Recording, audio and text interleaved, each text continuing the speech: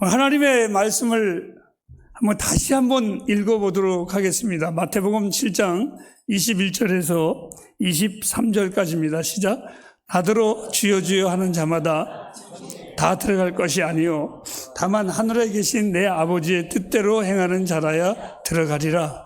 그날에 많은 사람이 나더러 이르되 주여 주여 우리가 주의 이름으로 선지자 노릇을 하며 주의 이름으로 귀신을 쫓아내며 주의 이름으로 많은 권능을 행치 아니하였나이까 하리니 그때에 내가 저희에게 밝히 말하되 내가 너희를 도무지 알지 못하니 불법을 행하는 자들아 내게서 떠나가라 하리라. 아멘.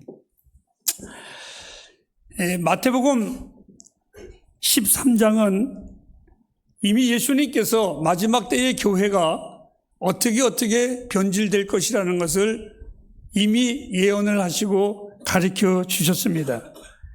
그리고 오늘 우리가 읽은 이 본문의 말씀을 읽기 전에 마태복음 12장 22절부터 32절까지에 우리가 보면은 또 다른 주님의 무서운 아주 냉철한 말씀이 나오는데 31절과 32절을 한번 보시기 바랍니다. 시작. 그러므로 내가 너희에게 이르노니 사람의 모든 죄와 해방은 사하심을 얻되 성령을 회방하는 것은 사하심을 얻지 못하겠고 또 누구든지 말로 인자를 거역하면 사하심을 얻되 누구든지 말로 성령을 거역하면 이 세상과 오는 세상에도 사하심을 얻지 못하리라. 일부에 전도사님께서 성령에 대하여 말씀을 증거했습니다.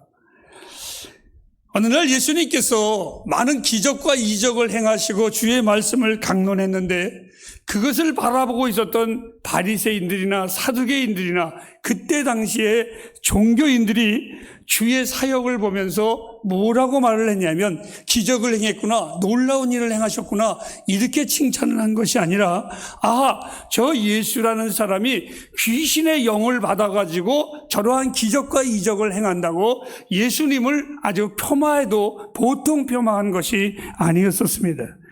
그때에 주님께서는 이렇게 말씀을 하신 겁니다. 너희들이 나를 모른다고 하는 것은 용서함을 받을 수 있지만 하나님께서 성령님께서 행하시는 이 모든 사역을 마치 귀신으로 둔갑시켜서 말하는 너희들, 즉 성령을 회방하는 죄는 다시는 사하심을 얻을 수 없느니라.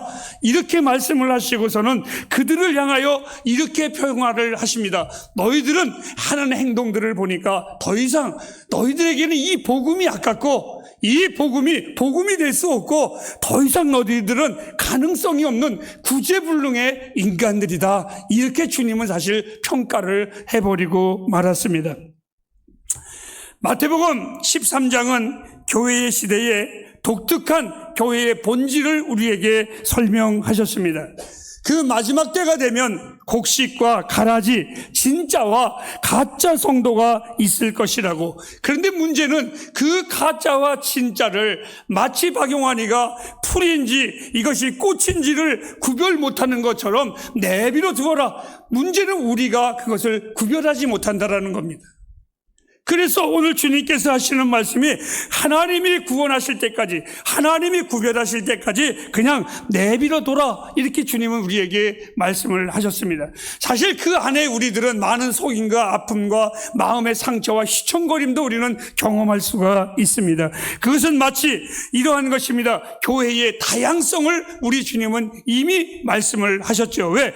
교회가 성장함에 있어서 다 좋은 것만 자라는 것이 아니라 그 안에는 가라지도 있고 알곡도 있느니라. 심지어는 가짜와 진짜가 섞여져 있는데 이 말을 우리말로 좀 더 쉽게 표현하면 교회 안에는 좋은 것만이 있는 것이 아니라 어중이 떠중이가 다 포함되어 있다. 이렇게 말씀을 하신 겁니다. 사도 요한은 요한계시록 3장 1절에 이렇게 교회에 대하여 평가했습니다.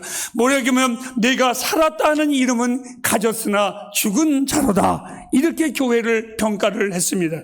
아마 이 말씀은 오늘날 대부분의 교회들에게 해당되는 말씀이 아닌가라는 생각을 해봅니다.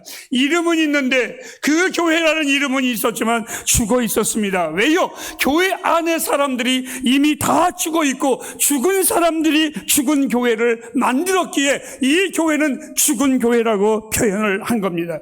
교회는 사실 외부의 공격으로 죽어가는 것이 아니라 굳이 사탄은 교회를 공격하기 위해서 애쓰지 않습니다. 사탄은요, 이 교회를 무너뜨리기 위해서 절대로 애쓰지 않습니다. 왜? 그런 시간적인 낭비를 사탄은 잘 알고 있습니다. 낭비하지 않습니다. 왜? 이미 교회 안에 사람들이 다 죽어 있기 때문에 사탄이 별로 교회에 신경 쓰지 않습니다. 반대로 살아있는 교회는 그럼 어떠한 교회인가? 우리 주님이 아시는 교회는 과연 어떤 교회인가? 항상 공격을 받게 돼 있습니다. 우리는 요즘에 강아지의 열풍이 참 많이 있습니다. 그런데요, 이 개들은요, 절대로 아는 사람은 짖지 않습니다. 모르는 사람을 항상 짖습니다. 만일 마귀가 나와 여러분들을 향하여 아무런 공격이 없다면 여러분들이 이미 마귀와 친하기 때문에 그런 것입니다. 만일 우리가 마귀와 친하지 않는다면 그 마귀는 우리를 끊임없이 공격하게 돼 있습니다. 세상을 향하여 이 교회는 늘 선포하기 때문에 세상은 이 교회를 향하여 늘 짖게 돼 있습니다. 누가복음 6장 26절 말씀에 모든 사람이 너희를 칭찬하면 무엇가 있으리라고요? 화가 있을 것이라. 이것은 뭡니까? 이미 우리가 세상화되어 있기 때문에 세상은 우리를 절대로 공격하지 않습니다. 이미 자기들의 손에 다 넘어가 있기 때문에 그렇습니다. 빛과 어두움은 사귈 수 없다고 주님은 말했습니다. 교회는, 온전한 성도는 세상과 절대로 사귈 수도 없고 그 안에 넘어갈 수도 없습니다. 교회는 늘 세상의 반대편에 서 있게 돼 있습니다.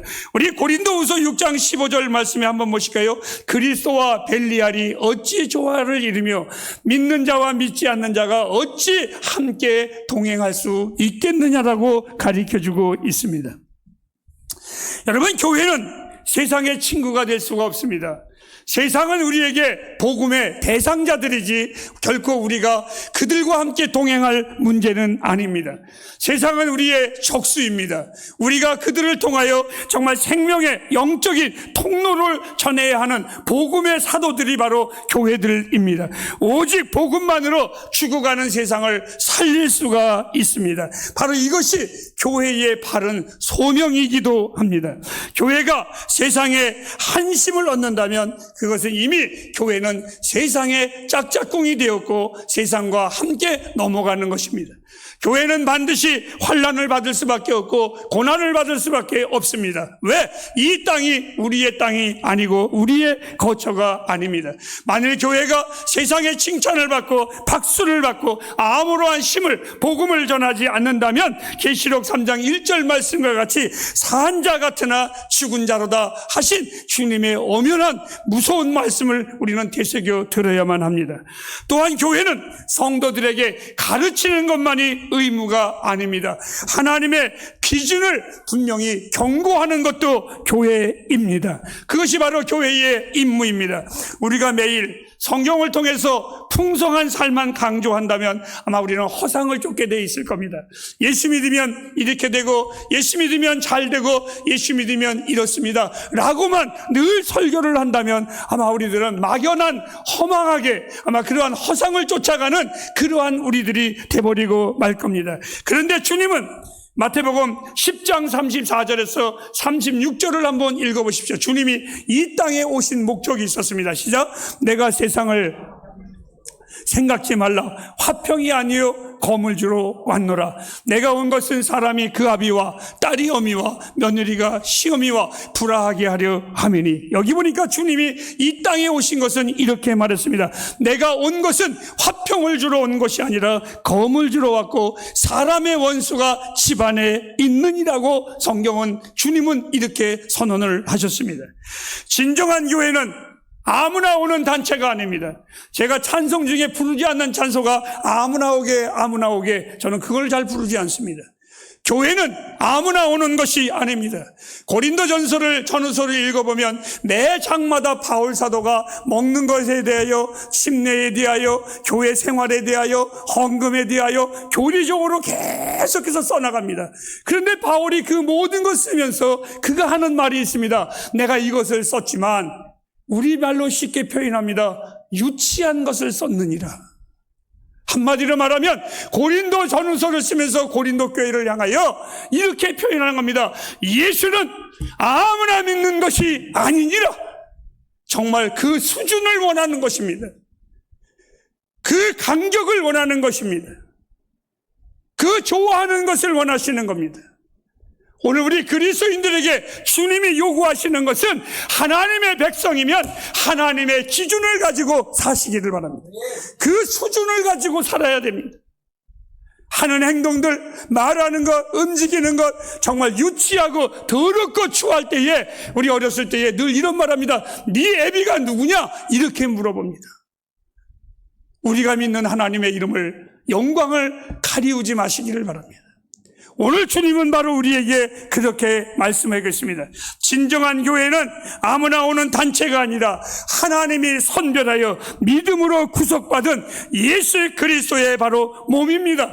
여러분, 내가 예수 그리스도를 통하여 구원받았다면, 내가 그리스도를 통하여 내 인격이 그리스도와 닮아간다면 이제는 지난 날이 아니라 바울은 분명히 말했습니다. 전에는 내가 이랬지만 이제는 그리스도 예수 안에서 새로운 피조물이니라. 여러분, 새로운 피조물은 새롭게 살아야 됩니다. 매력 있게 살아야 됩니다. 그래서 주님은 너희는 세상의 빛이요 너희는 세상의 소금이라. 맛깔나는 삶, 매력적인 삶을 우리 하나님은 우리에게 요구하고 계십니다. 그리스도를 믿지 않는 것은 진노의 대상인 것을 우리는 분명히 알고 외쳐야만 합니다. 이것이 바로 우리가 해야 합니다. 이 한국의 초대교회 때에 어느 날 그것이 변질되어 잘못된 복음으로 전화되었지만, 초대교회 때에 우리 한국의 순교자 목사님들, 그 이성복 목사님은 늘 이렇게 외쳤습니다. 예수 천당 불신 지옥. 오직 그들은 고난을 받으면서, 때로는 고문을 받으면서도 그들의 입을 열면 예수 천당, 예수 믿으면 천국 가고 예수 안 믿으면 지옥 갑니다. 이것을 우리 그리스도인들은 분명히 알아야만 합니다. 여러분, 제가 지금까지 이 교회에 경고를 날렸습니다. 이제 그것을 구체적인 본문의 말씀을 생각하려고 제가 앞절을 이렇게 소개를 했습니다. 스스로 교회에 속해 있다고 생각했었던 사람들이 있었습니다. 정반대인 사람들에게 우리 주님이 경고하는 겁니다. 오늘 주님이 이 본문의 말씀에 주여 주여 하는 자들이 있었는데 나는 그들을 알지 못한다 라고 말씀을 하셨을 때, 오늘 이 성경에 나오는 이 사람들은 교회 밖에 있는 사람이 아니라, 잘 들으시기 바랍니다, 그리스도인이라고 철석같이 믿는 나에게 주신 말씀입니다. 교회 밖에 있는 사람들에게 이 말씀을 주신 것이 아니라, 누가 뭐래도 나는 하나님의 사람이야, 교만하고 오만하고, 바로 그런 자들에게 주님이 주신 말씀입니다.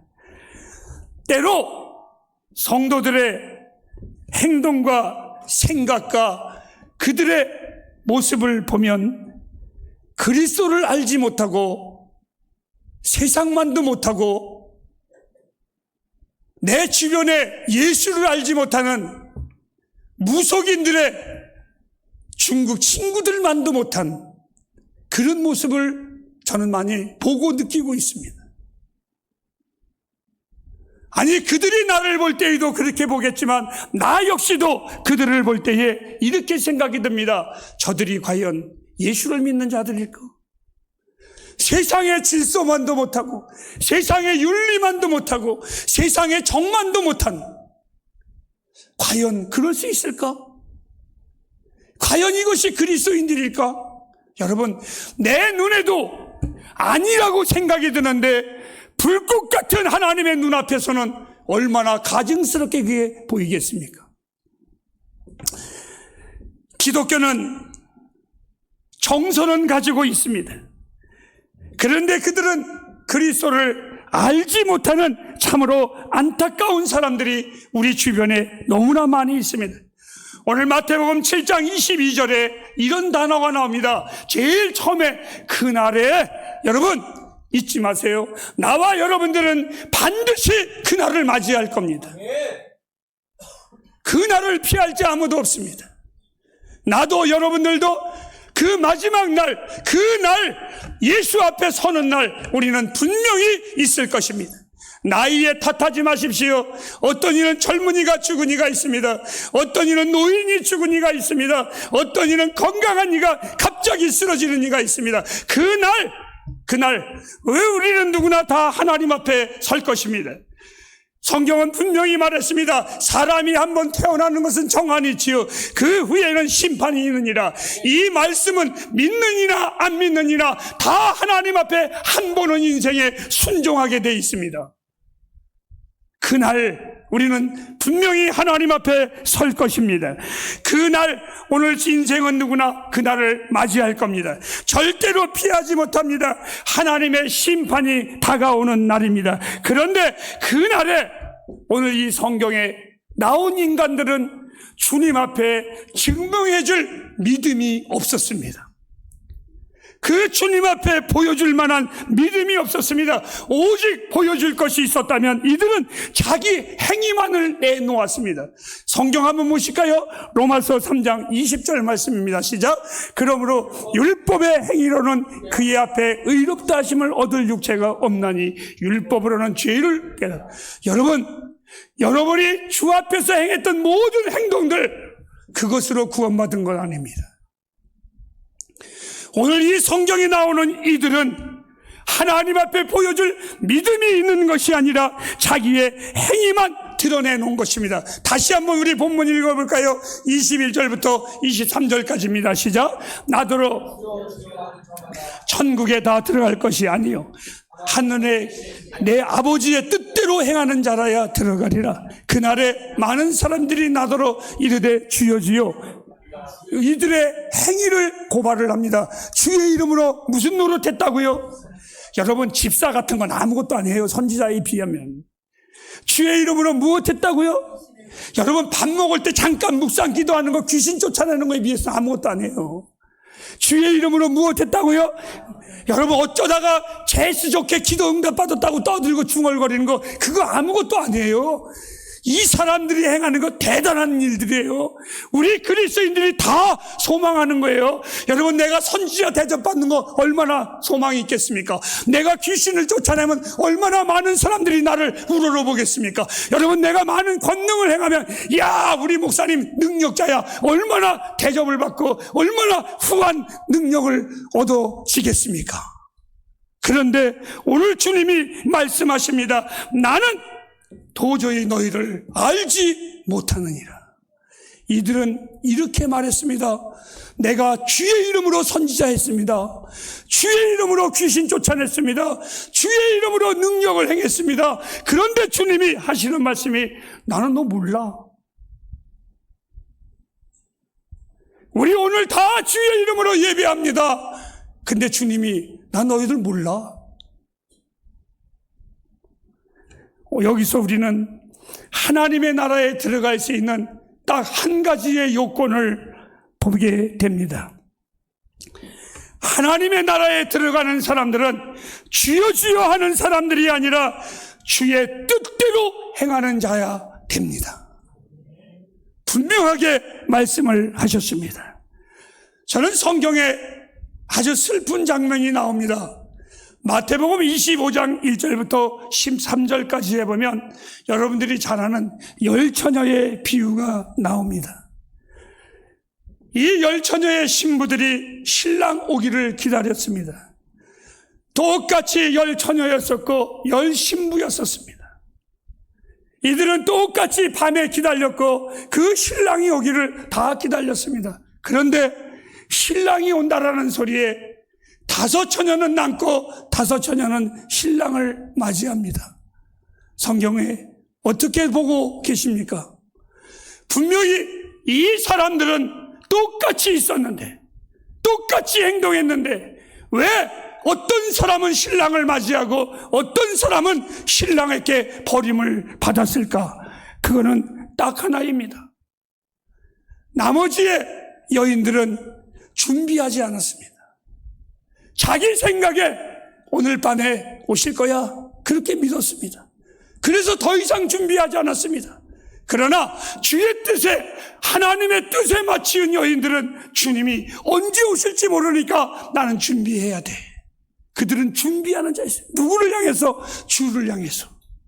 그러나 다른 여인들은 자기를 향해서. 또한 우리가 에스더서를 읽어보면 여러분 어떤 장면이 나옵니까? 많은 여인들이 아하왕, 이스라엘, 아니 그 애굽의 왕의 신부가 되기 위하여 다 모였습니다. 그런데요, 다른 여인들은 다 자기에게 향수를 뿌렸습니다. 무슨 향수? 내가 이 샤넬 넘버 5를 뿌리면 우리 왕이 좋아할까? 또 어떤 여인은 이렇게 뿌렸습니다. 내가 디올을 뿌리면 이 왕이 좋아할까? 자기가 뿌린 향수가 왕이 좋아하기를 원했습니다. 그리고 어떤 여인은 비단 옷을 입으면서 왕이 이 옷을 입으면 현혹당할까? 다 자기 마음에 맞췄습니다. 이렇게 하면 왕이 좋아할까? 그런데 촌여인, 이 여인은 안 했습니다. 이 여인은 이렇게 물어봤습니다. 왕의 신하에게, 신하여, 왕이 좋아하는 냄새가 어떤 것입니까? 왕이 좋아하는 옷이 어떤 옷입니까? 왕의 비유를 물어봤습니다.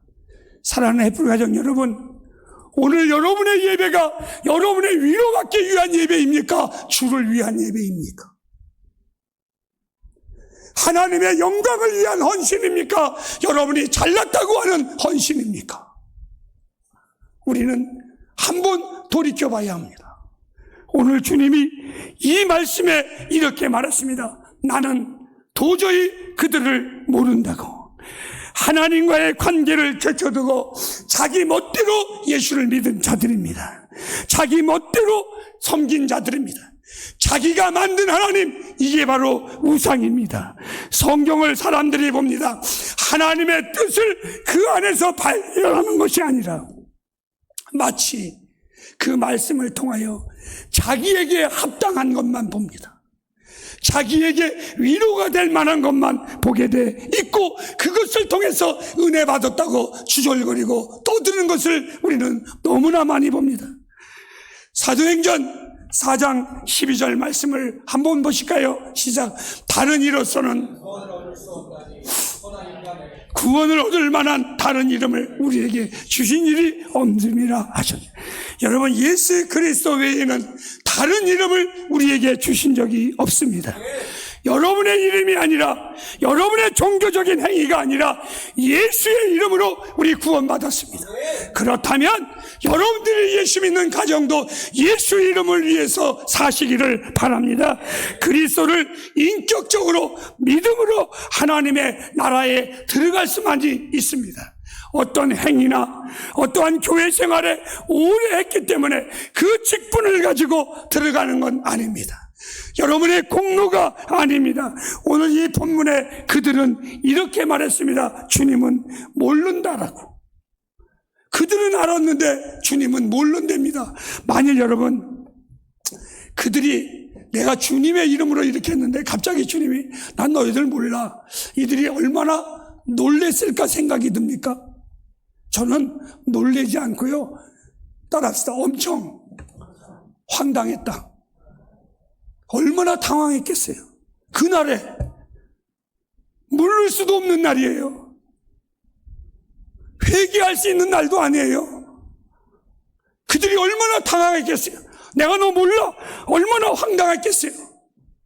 저는 어렸을 때에 제일 황당한 게, 주변에 누님들이 용환아, 너 네 엄마가 주워 왔어.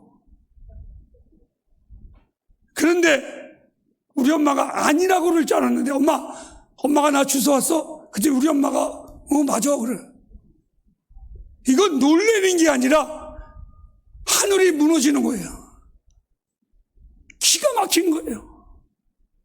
기가 막힌 거예요. 오늘 여러분들에게 주님이 그러신다면 여러분 그리스도를 주라 부르시는 것만 가지고 충분하지 않습니다. 오늘 이들이 뭐라 그랬어요? 주여, 주의 이름으로가 아니라 두 번씩 주여 주여 열심히 있었어요. 그런데 주님은 이렇게 말했어요. 난 너희들 몰라. 하나님의 뜻대로 행하는 것 외에는 답이 없습니다. 그렇다면 하나님의 뜻이 과연 무엇일까? 우리 디모데전서 2장 4절 말씀입니다. 시작. 하나님은 모든 사람의 구원을 받으며 진리를 아는 데 이르기를 원하시는 요한복음 14장 6절입니다.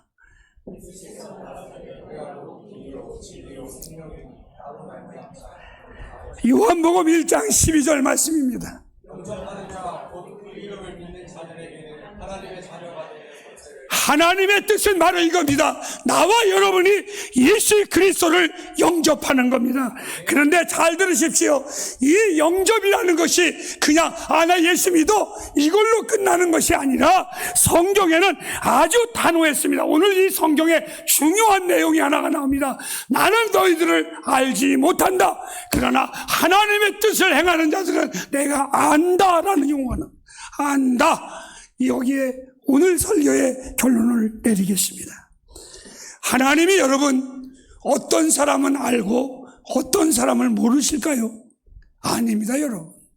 하나님은요, 당신을 믿는 자나 안 믿는 자나 오늘 여기에서 거짓으로 신앙을 고백한 그들도 주님은 이미 잘못된 고백한 자들인 것을 알고 계셨어요.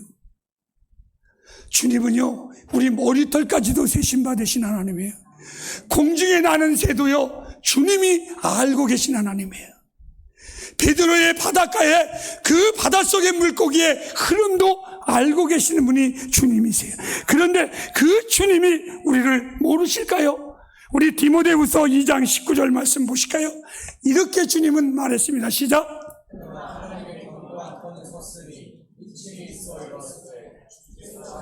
여기 보니까 주께서 자기 백성을 아신다라는 용어를 썼습니다. 아신다. 무슨 뜻입니까? 이 말은요, 다 아는데 특별한 관계를 암시해주고 있습니다.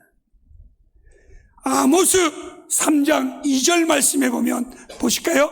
내가 땅의 모든 족속 중에 누구만 알았다고요? 너희만 알았. 하나님께서요 이스라엘 백성만 알았을까요? 아닙니다. 그 주변 다 알고 계셨어요. 다 아셨어요. 그런데 오늘 주님이 너희만 알았다. 무슨 뜻입니까? 이것은 바로 너희만 알았다는 것은 오늘 성경에 이렇게 비유를 했습니다. 어떤 것 안다라는 말은 부부관계를 얘기하는 겁니다. 보통 친밀함을 얘기하는 게 아닙니다.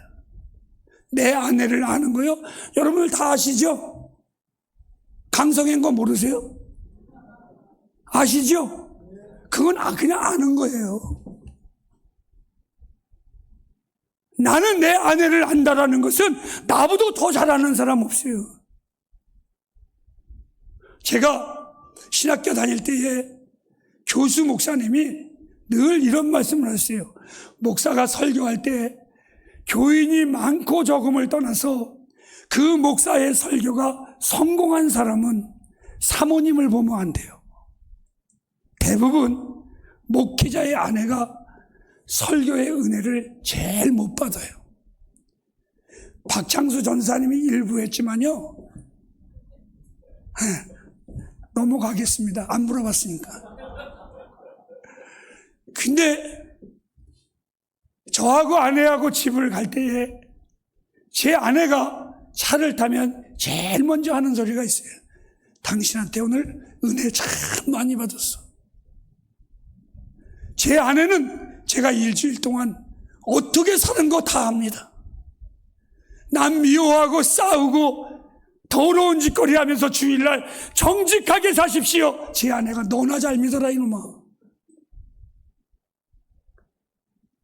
오늘 하나님께서 내가 안다라는 용어는 바로 부부관계를 얘기하는 겁니다. 성경은 우리를 이렇게 말했습니다. 우리는 그리스도의 신부요 그는 우리의 신랑이라. 나를 믿는 자는 내가 그를 알고 내가 아는 그는 그도 나를 알리라. 이렇게 말씀을 하셨습니다.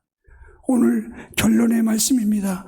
여러분, 하나님께서 주와 그러한 친밀함이 없는 자는 알지 못한다라는 겁니다. 나는 너를 알지 못하느니라. 그리고 이렇게 말씀하셨어요. 내게서 떠나라. 이것이 하나님의 심판입니다. 결론의 말씀입니다. 기독교는 형식이 아닙니다. 기독교는 외형적인 것이 아닙니다. 기독교는 종교가 아닙니다. 여러분, 종교는, 불교는 석가모니를 안 믿고 법전만 보아도 불교인이 될 수 있습니다. 유교인은 유교의 경전만 봐도 공자왈 맹자할 안 해도 그는 유교인이 될 수가 있습니다. 그런데요, 기독교는 성경을 보고 예수는 안 믿어 그런다고 구원받을 수 있습니까? 없습니다. 그런데 성경을 모르는 일자 무식한 할머니들이, 할아버지들이 구원받습니다. 왜요? 그것은 예수 그리스도를 믿음으로 말미암아 받는 겁니다.